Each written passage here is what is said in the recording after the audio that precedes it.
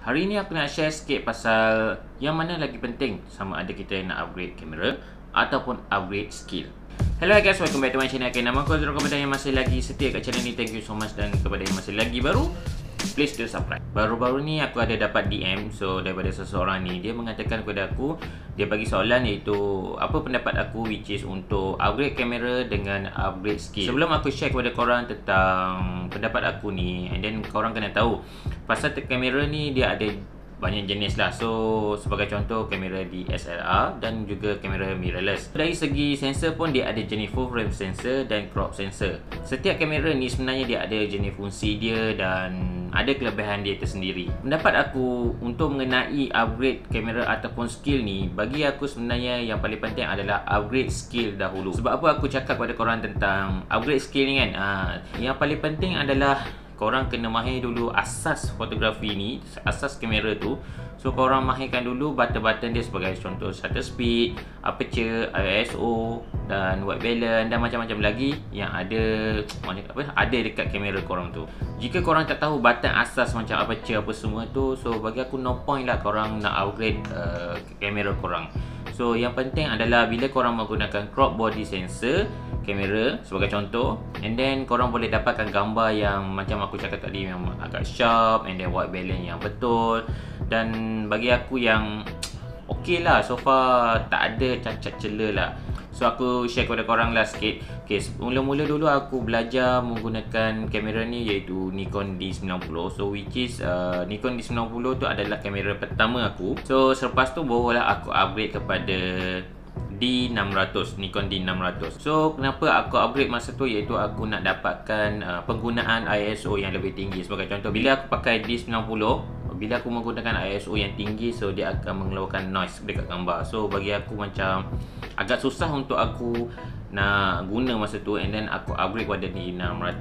So which is D600 aku boleh pump dia punya ISO sampai 1600, 3200. So noise tu bagi aku agak kurang lah dekat gambar yang dalam keadaan yang gelap.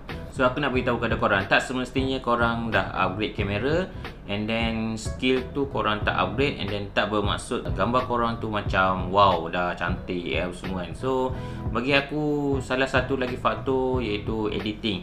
So editing juga main peranan untuk mendapatkan gambar yang lebih cantik. So aku nak share sikit kepada korang, ada fotografer ni iaitu kalau korang kenal, iaitu Abeles, Jasmadi. So ada lagi beberapa fotografer yang aku pernah tengok dekat Facebook. So korang boleh je check dekat Facebook dia orang. So which is dulu aku pernah tengok gambar-gambar dia orang menggunakan crop body saja.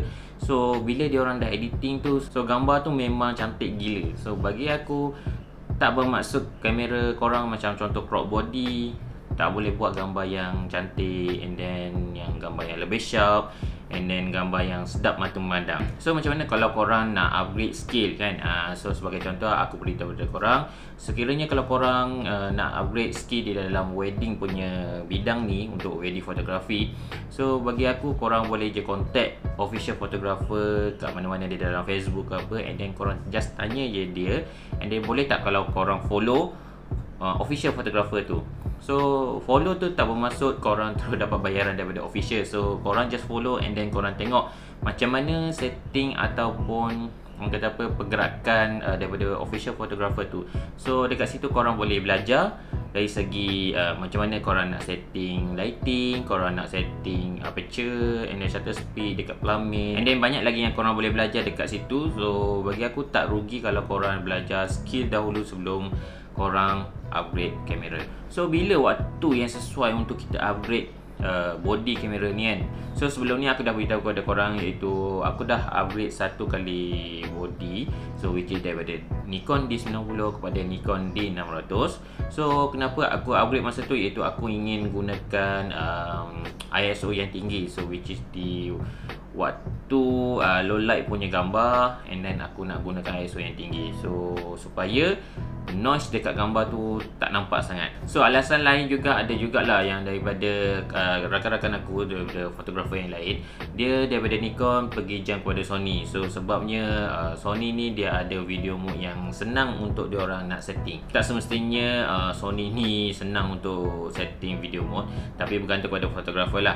So ini adalah alasan juga kenapa dia orang nak upgrade ataupun jam lah. So sebab yang lain iaitu bila shutter count kita sudah hampir limit lah. Sebagai contoh, ada kamera, kalau korang tengok yang use kamera, so yang jual dekat Facebook, mudah.com, Carousel ke apa semua, biasanya shutter count dia sudah agak tinggi dan murah. So dekat situ kenapa dia nak jual, kemungkinan shutter count dia sudah agak, orang kata apa, dah tinggi, menyebabkan dia nak guna waktu buat job agak susah. So kemungkinan shutter tu akan bagi dia masalah ketika dia buat job. So bila shutter count dah macam dah sampai limit, mungkin perlu tukar shutter tu, tetapi dengan harga nak servis balik shutter tu, tukar shutter, makan, orang kata duit tu, boleh tahan lah, duit tu mahal. And then that's why maybe itu adalah sebab utama juga kalau dia nak jam ataupun upgrade body. So ada juga yang rakan aku, fotografer lain tu, dia kenapa dia nak upgrade body ni, sebab salah satu biasanya macam contoh DSLR kita sekarang ni, sebagai contoh Nikon yang aku pakai D600, and then bila aku pakai Nikon D600 ni, dekat touch, dekat screen dia tak boleh touch, and then dia tak boleh apa ni, tilted. So aku rasa macam agak susah lah untuk aku nak tengok dekat screen tu.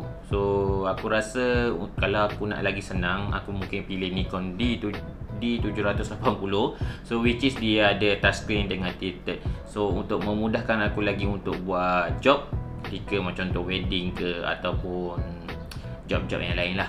Okay guys, so aku rasa aku dah share kepada korang tentang pendapat aku, so which is antara upgrade body camera ataupun upgrade scale. So bagi aku upgrade scale yang lagi penting lah untuk orang. So seriously, body camera tak begitu penting, tetapi skill tu lagi penting. Okay guys, so itu saja yang aku nak share kepada korang tentang yang mana lagi penting sama ada kita upgrade kamera ataupun upgrade skill. So aku rasa itu saja, and then aku Azrul daripada Kashan. Kita jumpa di next video. Bye.